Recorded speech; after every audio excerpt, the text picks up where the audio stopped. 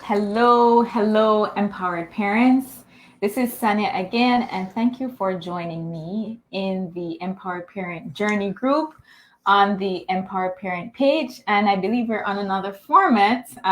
Since I have Dr. Dookie here with us, we're also sharing on his page. Yes. So I just want to thank you for joining me again today. I think we're going to have him for a couple more weeks with us, just sharing about attachment in parenting. So today, I want to ask you this question. Have you ever wondered why it is so hard for you to connect with your child? You're trying really hard to just be in the present moment, play with them, talk to them, be in their jokes, be in their conversations, but it's so hard to do. Well, if you stay tuned with us, you may actually find out how some aspect of our history may play a place or may play a part, in our current parenting experience. And hopefully by the end of this talk, you will know what you need to do in order to address that. So what are we going to be talking about today? Well, last week we started a discussion around attachment styles. Yes. And we identified 4 attachment styles. And normally we start with secure attachment style. Mm-hmm. But for our purpose and what we're doing, we decided to do secure attachment. So secure attachment is that loving, kind, compassionate, and we'll talk about that 2 weeks time from now. Last time we talked about anxious, preoccupied attachment style. Mm-hmm. And just to recap that style, those people, they experience inconsistencies in their lives, rejection and hurt, all of those things. And we talked about how rejection and hurt and how we transfer things from our generation to our children's life today. So that was the anxious, preoccupied attachment style we talked about last time. And then next week, we'll talk about disorganized attachment style. Mm-hmm. However, today we're talking about what we call dismissive or fearful avoidance style. All right. So I'm looking forward to that conversation. But before we get into it, I just have a few announcements to make. First of all, with me, I have Dr. Courtney Dookie. He is a provisional clinical psychologist here in Canada. And he's also the author of the book Neuroplasticity, Healing Trauma and Psychological Disorders Using Biblical Meditation, and is also the founder of his group the Healing Power of Biblical Meditation. And I am a mental health therapist, parent empowerment coach, and certified John Maxwell speaker, trainer, coach. So as usual, we're just amazed to, be able to share these things and just to hear the feedback that we're getting that, yes, this information is actually needed out there. So on Sunday, we have a book launch by Dr. Dookie. And so we ask you to tune in to his page and also his YouTube channel there. And we'll put the link below. And for those parents out there, we'll be talking about, or I'll be offering a free parenting series starting the 21st, 22nd, 23rd. And this is where you're able to join me live. And I'm going to be sharing with you how to transform your parenting using 3 key principles that I've been introducing to parents all over, and Exciting. I've been using as well, on how to decrease frustration, guilt, how to understand your child's behavior as a language, and how you can find it within yourself to find creative strategies on how to support your child mentally and emotionally. All right, so that is what I have to share, and I will also share that link below in this video, so you can register to join this live series. If you have any questions throughout this talk as you're watching, Please let us know if you have any questions. Type it in the comments below, and we'll be more than happy to interact with you. As I always say, I love to talk to people. All right, so we're talking about dismissive, fearful, avoidant attachment style today. So tell us what that is. So these are individuals, you almost can call this fearful of emotions. There's an emotional imbalance. For parents who fall into this category, or who like to know, am I in this category? Yeah. These are individuals who their own parents were very neglectful in administering care to them, or emotional care to them. Yeah. And they were very they weren't present, to use that word. They weren't present emotionally for their children. So their parents were emotionally distant. One of the big things with these individuals is that their parents did not allow them to express emotions, either negative emotions or positive emotions. So if you're happy, you're allowed to be quiet. Be quiet. If you're sad, you also be quiet. Yes. So this is invalidating your experiences. You know, you're getting hurt and you go to mom or dad and they're saying, why are you crying about that for?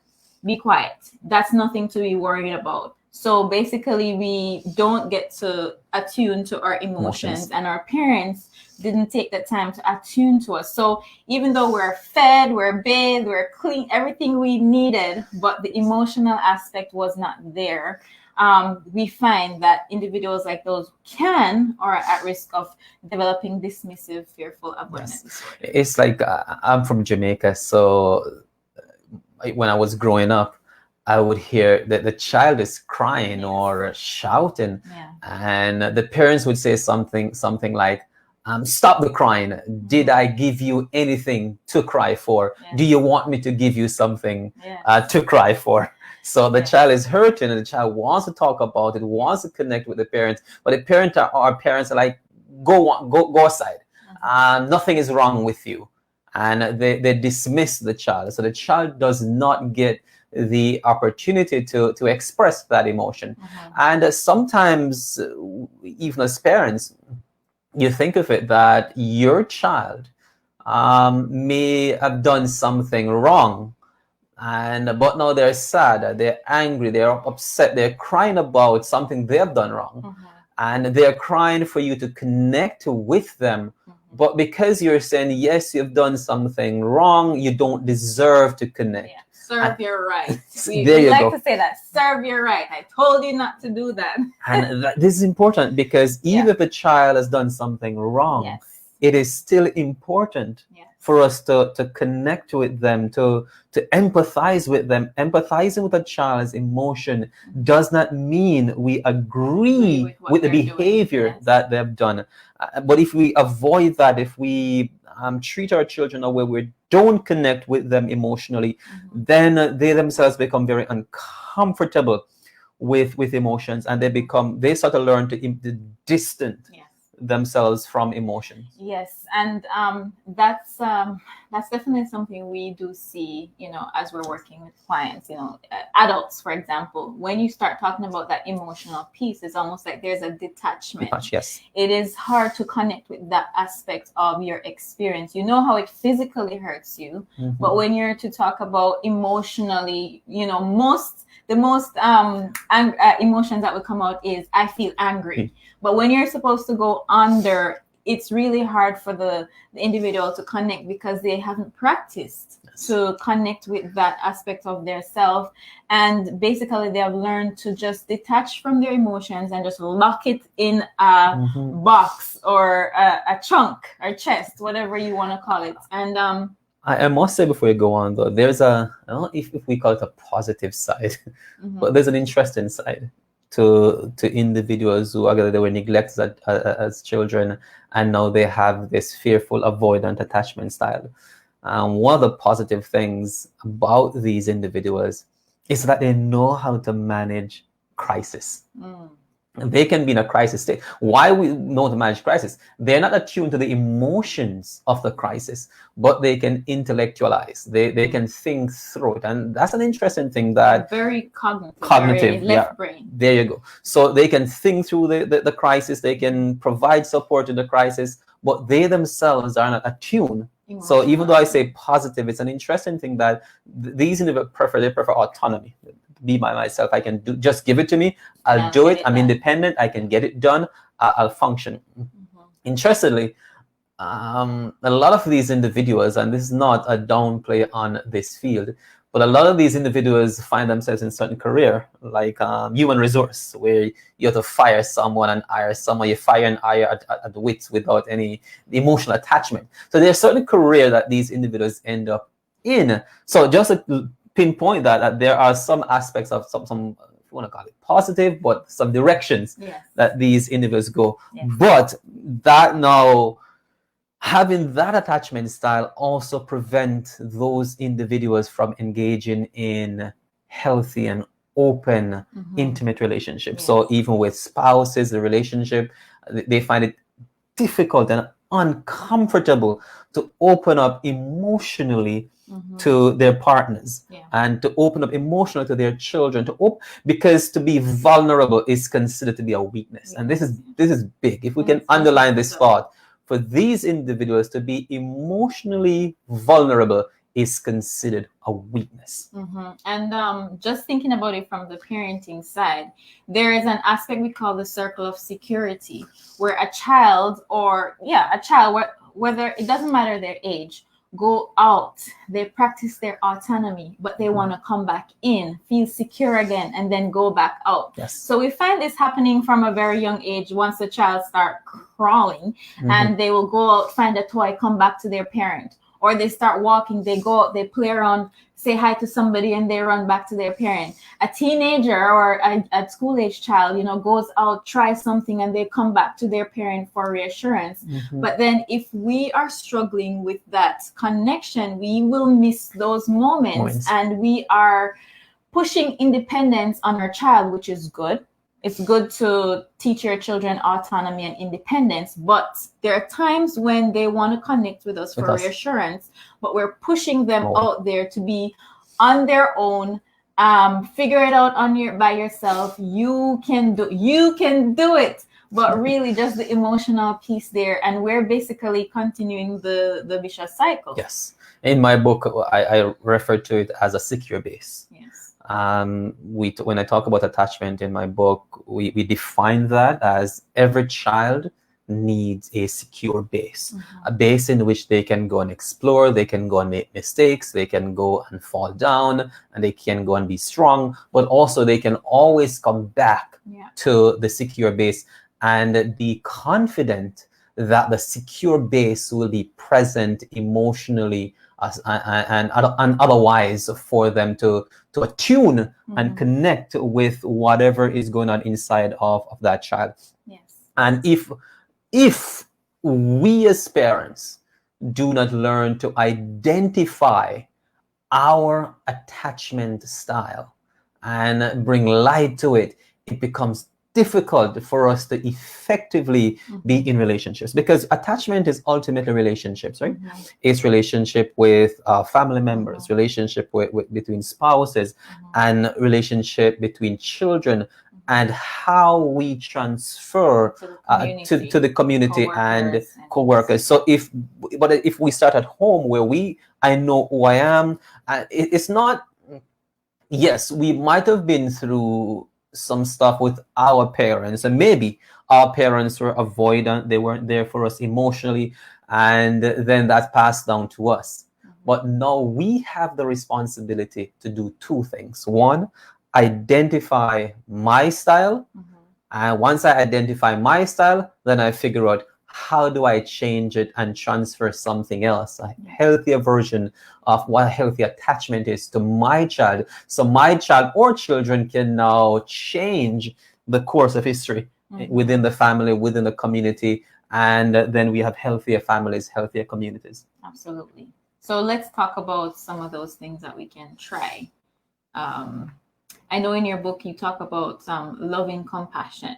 Yes. That is a piece that I believe we need to start with, because if it is something that wasn't nurtured from the beginning, it is something we're going to have to start nurturing. Yes. In ourselves and also for our children. So talk a little bit about what loving compassion looks like. Well, before we get to loving compassion, point number one in this is, one, identify where you are. If you need us to send you, we can post a list of questions or descriptions as to what, in totality, what the avoidant, fearful style looks like. So you can say, okay, this fits me. This is where I am at.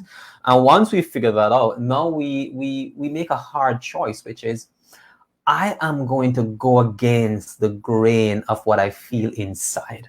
That's hard, because I am cultured, I'm trained to respond and behave a certain way. But now that I've kind of bring awareness to it. So awareness is big. Awareness to when I see my child or my children behave in a certain way, I can do three things. I can catch myself. Powerful. Can I catch myself? Look, okay, here am I am about to use what my autopilot kind of a style. I'm about to use, I catch it. Check it out. Is this how I want to parent my children? Or am I bringing things from my past? Am I using my own past to parent my children? So check it out. Do an investigation. So catch, check, and then make a decisive effort to change. Catch, check, and change. Change, because I've studied or I've looked at what secure attachment should look like. So now I can choose to do something. And one of the things we can choose to do whenever we see our children crying or they're going through hard times, one of the things we can do is to empathize. Go down to their level, look them in the eyes, give them a hug, and find out from them what is going on. What are you feeling? Allow them to talk about their feelings, and you be open to talk about your feelings with them. I know it's going to feel uncomfortable at the beginning stage, because this is new. We're going to talk about emotions with their children, but be open with their emotions. You can share with them, maybe the child has done something wrong. You can share with this child, look, you did this, and it makes dad very frustrated. But when dad gets frustrated and mom gets frustrated, what is it that it does to you? Yes. The child can say, well, I'm angry, I'm sad. So now you're sharing with the child that you feel frustrated because they've done something wrong. Now the child can share with you how they feel when you express that frustration to them. And now we have an emotional connection. And that's where empathy comes into place. That's where attunement comes into place. And that is where parents grow, and that is where children are developed. They learn to develop effectively, are healthy. It's like our children can be the lesson book that changes the course of our lives. Yes, absolutely. I'm really excited about, for those of you who've been hearing me talking about it, my Transform Your Parenting coaching program. That is actually a piece that we will be talking about, that I will be supporting. We will be supporting parents on how to restore that aspect of yourself so the same cycle doesn't continue with your child. So listen out for that parenting coaching program as well. I'll be talking more about it. And if you're interested in hearing more about it, you can let me know so you can join my wait list today. So I'm really excited about this, because these are topics we don't really hear out there. It's not an everyday topic, but it's so important to what we're doing today, not only just in a parent-child relationship, but also in our work relationship, right? You know, we're wondering, how is it I can't connect with people at my work, and we start to see ourselves as an outcast or them as not being friendly with us. But is it possible that we are the ones, you know, based on how we were trained in our attachment style, we're the ones that kind of need to catch it, check, and change. Catch, check, and change, guys. All right, so we have some people joining us online. Thank you guys so much for joining us. Let us know what is the most profound thing from what you've heard so far that stood out to you? Thanks for joining us, Elaine, and happy that you're here with us. And we have another person says, "Hello, guys, I'm here now. I'm glad you're here now. Thanks for being here." And if people have specific questions, because when we talk about these styles, I am talking about them from a general perspective, a general stance of what constitutes a particular style and how that style might have been given to us when we were younger, when we were children, and how we transfer that to our children today. If you have specific questions and you want those questions to be answered, you can post them. I guess those questions will either be answered in the parent coaching program that Sanya is doing, or we can answer some of those questions in our discussion here. We have at least two more weeks, which is next week and the following week, when we talk more about attachment and the other attachment styles. So if you have questions, I'm open to answer any questions, that specific questions relating to attachment, or I think what we talked about today is very profound because plays out in so many different ways when it comes to emotions, right? Sometimes we function effectively in other areas, but we find it hard to function emotionally. I can, even for myself, emotion is not something I used to function with. I used to find it very difficult to talk and engage with emotions. Left brain. very. I remember when I was studying in school, they do a special thing for me. The teacher did a special thing for me in my master's program, because all my questions were very cerebral, very left brain. And the teacher had to create something on the board, and I went in front of the class, and every time I asked a question that was sort of left brain, they would bring the thing up higher. But once I asked a question that was going down to the heart, connected to the emotion, they would go down. And that's how I didn't know that. that's how I learned to ask questions as a psychologist and a therapist that gets to the emotion. Because as I said, I'm a very cerebral, I'm very left brain, very like this attachment style in some ways, that emotions wasn't something I like to engage in. But I've learned over the years how to really connect, how to really engage with emotion. And again, it's a growth process. It's a learning process. But we have to be open and willing to engage with the process of change, so we can become a change agent, so we can change our children, and then we can have healthier homes and healthier families. Yes. All right, guys. Well, thank you so much for joining us. I had a good time sharing with you, and we hope that this was very insightful for you. You are welcome to share this video on all your platforms, and we are welcoming all your questions or inquiries. And just to let you know again that we are inviting you to Dr. Duke's book launch on Sunday on his page, The Healing Power of Biblical Meditation. And also my parenting, Transform Your Parenting free live series starts Monday 21st, 22nd, 23rd, 3 days that we will be sharing with you on how to transform your parenting. If you're hoping to be a parent, or you are a new parent, or a grandmother, or just someone who works with children, this is for you. So I'll be posting the link below this video, so you can go ahead and sign up right away for this free workshop. Okay, guys, well, thank you so much for joining us today, and we look forward to hearing from you and sharing with you again. Thank you, Dr. Duke, for joining this platform, joining me on this platform today. Until next time, guys, take care and have a wonderful week.